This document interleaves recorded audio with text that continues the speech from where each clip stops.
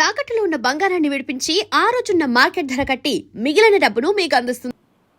అది ఈరింగ్ సరం గారని ఆయన డైరెక్షన్లో ఫస్ట్ పిక్చర్ ఆయన డైరెక్షన్లో బాలచంద్ర గారి కో డైరెక్టర్. అది పాలకొల్లో షూటింగ్ చేసేవాళ్ళం.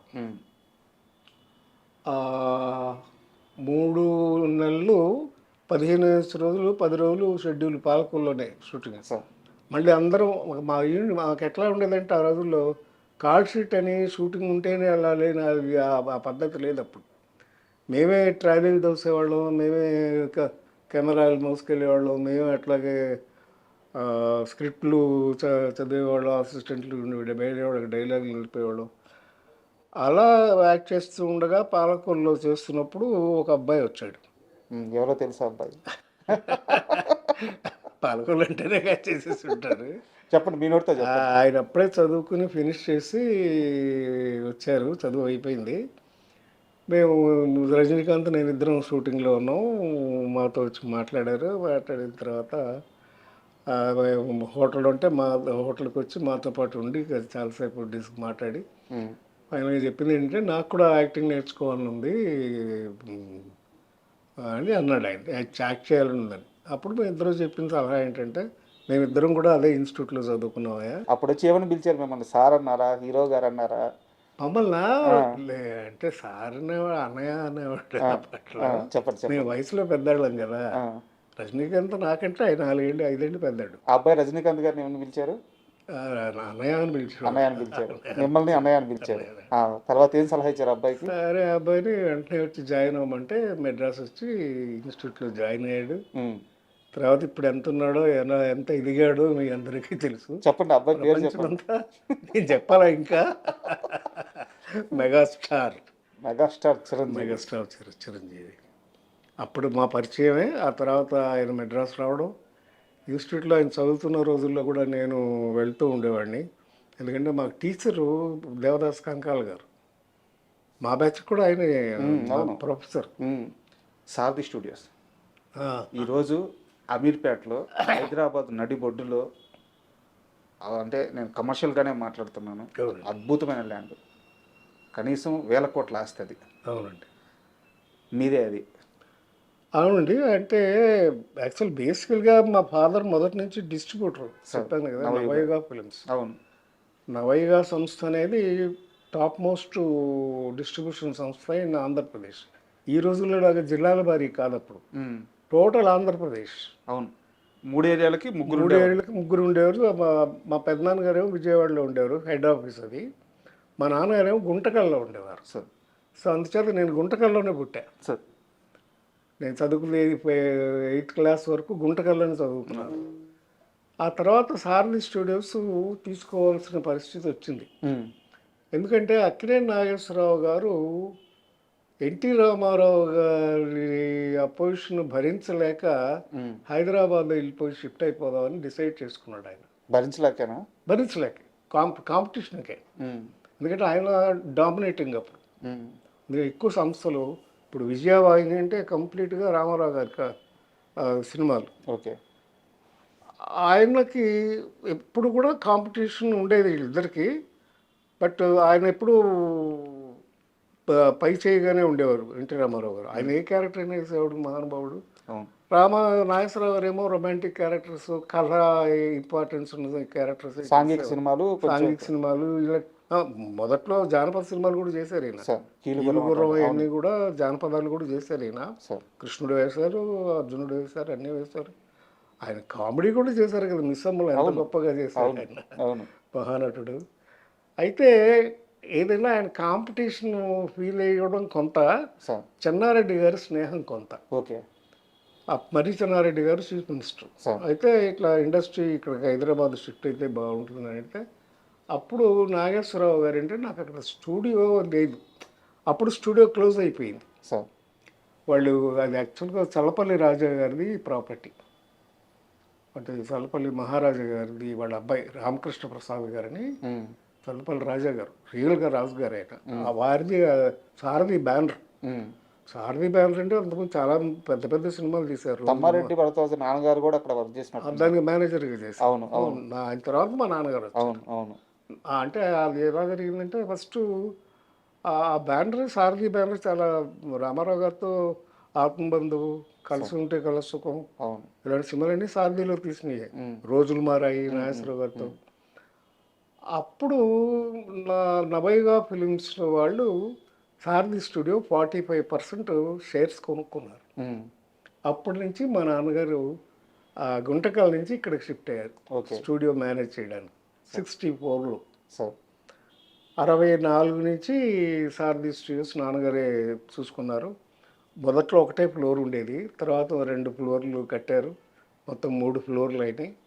స్టూడియో బ్రహ్మాండంగా నడిచేది. ఇప్పుడు మెట్రో స్టేషన్ ఉంది కూడా అంతా సారథి స్టూడియోస్లోనే ఉండేది. అప్పట్లో అమీర్పేట మెట్రో స్టేషన్ ఉంది, అదంతా సారథి స్టూడియోస్ గేటే.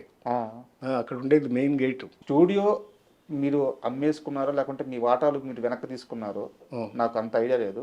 బట్ ఆ రోజుల్లో మీరు స్టూడియో కొనడానికి ఎంత ఇన్వెస్ట్ చేశారు, ఎంత మీకు రిటర్న్ వచ్చింది? లేదండి, అది ఇన్వెస్ట్మెంట్ అంటే నవైగా నుంచి ఫండ్స్ వచ్చాయి. నవైగా అప్పటికే బాగా పెద్ద కంపెనీ. సినిమాలు కొన్ని వేల సినిమాలు రిలీజ్ చేశారు, కొన్ని వేల సినిమాలు సూపర్ హిట్లు అయినాయి. సార్ సో దాని ఇన్వెస్ట్మెంటే సారథి స్టూడియోకి తీసుకున్నారు. అంటే నేను అడిగేది ఏంటంటే మీ షేర్లు వదులుకోకుండా ఉండాల్సింది అనే ఆలోచన అయితే- లేదండి, అదేంటంటే ఫ్యామిలీ ఇది. మా ఫాదర్ వాళ్ళు 3 brothers, plus private limited company, sir it's not a ownership company కాదు. సో అందుకని షేర్స్ ఉండే ఎవరికి వాళ్ళకి. వాళ్ళ బ్రదర్స్ నెక్స్ట్ జనరేషన్ వాళ్ళు మాకు కలిసి రాలేదు, ఒకరికొకరు పడలేదు. మామూలే భారతం, అంతే. ఏ కుటుంబాలైనా ఏ కుటుంబం అయినా అంతే. పెద్ద పెద్ద వాహిని స్టూడియో అట్లాంటివి అయిపోయింది, ఏవిఎం అలాగే అయిపోయింది. సో అలాంటి పరిస్థితుల్లో స్టూడియోని అమ్మేయాల్సి వచ్చింది, అమ్మేశారు. ఎందుకు అమ్మారు సార్? మీకు ఏమన్నా గుర్తుందా? అంత డీటెయిల్స్ నాకు తెలియదు. మహా అయితే కొన్ని లక్షల్లో ఉంటుందా? లక్షల కోట్లు కదండి, 12 ఎకరాలు. మీరు అమ్మినప్పుడు? మేము అమ్మినప్పుడే కోట్లండి. అప్పుడే కోట్ల? 80s మేము అమ్మింది ఎప్పుడు? 84లో, 80s తర్వాత. 80s తర్వాత కదా మేము అమ్మింది. కొన్నది ఎప్పుడు 64లో. ఇప్పుడైతే వేల కోట్లు ఉంటాయి. అంతే కదండి మరి. అంటే అప్పట్లో మాకు డివిజన్, మాకు అది ఒకటే ప్రాపర్టీ కాదు, ఇంకా ఉండేది సరోవర్ హోటల్ అని ఉండేది. సార్ షాపూర్ వాడి అని సెక్రటరియట్ ఎదురుగా సరోవర్ హోటల్ అని ఉండేది. ఫస్ట్ డ్రైవింగ్ రెస్టారెంట్ అది సరోవర్ ఉండేది. ఇవన్నీ ప్రాపర్టీస్ ఉండేవి. బ్రదర్స్ వాళ్ళు నెక్స్ట్ జనరేషన్ రాలేదు. మా బ్రదర్స్లో కూడా డిఫరెంట్ ప్రొఫెషన్స్కి వెళ్ళిపోయాం. సో అందుచేత అలాగా క్లోజ్ చేయాల్సి వచ్చింది.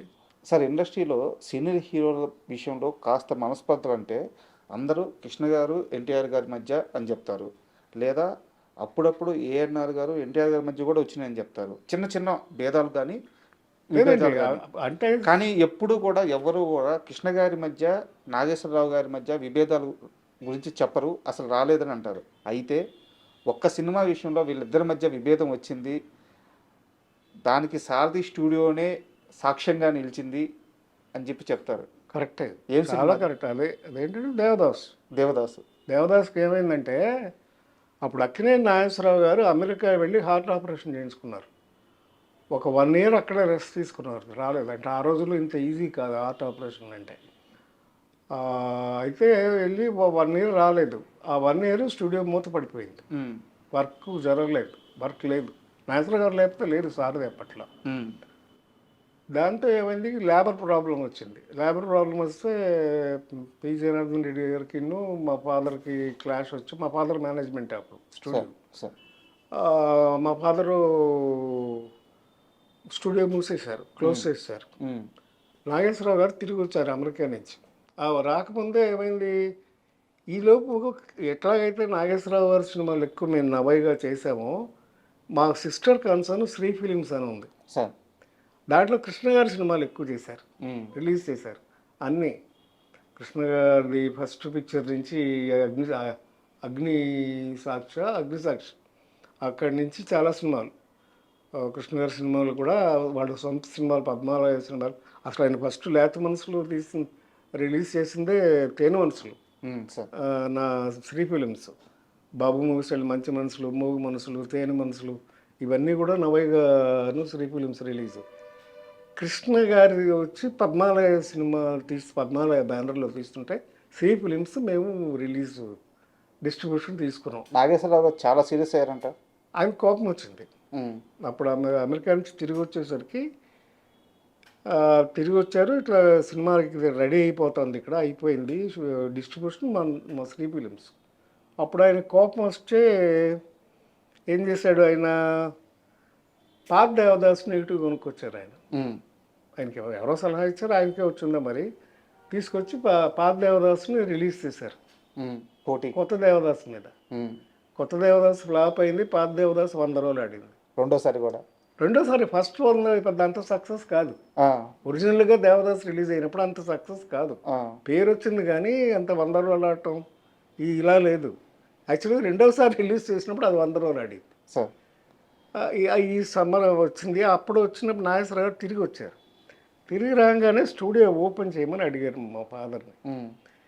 లేబర్ ప్రాబ్లం ఉంది, నేను ఓపెన్ చేయను అన్నారు మా ఫాదర్. నేను ఓపెన్ చేయనండి, కుదరదు, ఇప్పుడు లేబర్ ప్రాబ్లం ఉంది, సో అది ఓపెన్ చేయడానికి వీలు కదంటే అప్పుడు ఆయన సరే అని చెప్పేసి అంజలీదేవి గారి సినిమా వెళ్ళి బెంగళూరులో షూట్ చేశారు. ఎందుకంటే చెన్నై వెళ్ళటం ఇష్టం లేదు ఆయనకి. మళ్ళీ చెన్నై ఎప్పుడు వెళ్ళేవారంటే అక్కడ సొంత స్టూడియో ఉంటే దానికి మాత్రం వెళ్ళేవారు షూటింగ్. అది ఆయన మనసులో పెట్టుకున్నారు, ఇప్పుడు అలాగే చేస్తున్నారు. ఇప్పుడు విజయ కానీ అక్కడ స్టూడియో ఉంటుంది, వీనస్ కానీ అక్కడ సొంత స్టూడియో ఉన్న వాళ్ళకైతేనే మెడ్రాస్ వెళ్ళేవారు, లేకపోతే ఇక్కడి నుంచి మెడ్రాస్ వెళ్ళేవారు కాదు. ఇక్కడే ఆయన ఫిక్స్ అయిపోయారు, హైదరాబాద్లోనే ఉండాలని ఫిక్స్ అయిపోయి ఇక్కడికి వచ్చేసారు. అప్పుడు బెంగళూరులో షూటింగ్ చేశారు. అప్పుడు ఇంక నాకు సొంతంగా స్టూడియో కావాలని డిసైడ్ చేసుకుని అప్పుడు అన్నపూర్ణ తీసుకోవడం ఇవన్నీ జరిగినాయి. మొన్న నాగేశ్వరరావు గారు పోకముందు కూడా నాతో అన్నారు ఒకసారి, ఏవయ్యా ఆ రోజు మీ నాన్న చేసిన పనేనయ్యా ఇది, ఆయన స్టూడియో ఓపెన్ చేసి ఉంటే నేను కట్టేవాడిని కాదు, మా పిల్లలకి ఇంత ప్రాపర్టీ ఉండేది కాదు, అది నీ పుణ్యం అయ్యా అని నాతో అన్నారు ఆయన. సో అలాగా ఒక మంచి జరుగుతుంది, చెడు జరుగుతుంది. ఈ మొత్తం సినారియో వల్ల ఒక 2-3 సంవత్సరాలు ఇద్దరి మధ్య గ్యాప్ వచ్చేసిందంట కృష్ణ గారి మధ్య. వచ్చిందండి, కలిసి చేశారు, చాలా సినిమాలు కూడా చేశారు. బట్ ఆ ఇష్యూలోనే ఆయన కోపం వచ్చింది. అంటే అంత క్లాసిక్ దాన్ని ఎందుకు మళ్ళీ టచ్ చేయడం ఎందుకు చేయకుండా ఉంటే బాగుండేది. పైగా మెయిన్ డిస్ట్రిబ్యూట్ చేయడానికి ఇంకా కోపం వచ్చింది. మీరేమో హోమ్ డిస్ట్రిబ్యూషన్ లాగా ఆయనకు కూడా ఆయన సినిమాలు కూడా మేమే ఎక్కువ చేసాం. పద్మాలయ మొదటి సినిమాలన్నీ కూడా Sri films release.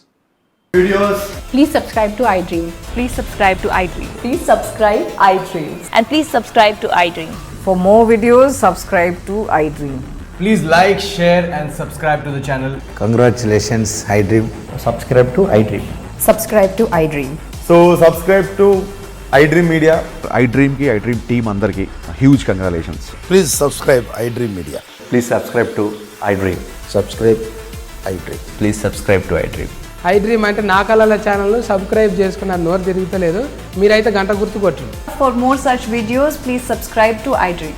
Subscribe to iDream. Please subscribe to iDream. Please subscribe iDream Media. Please do subscribe to iDream. Please subscribe to iDream Media. For best entertainment and information, please subscribe iDream. And don't forget to subscribe to iDream.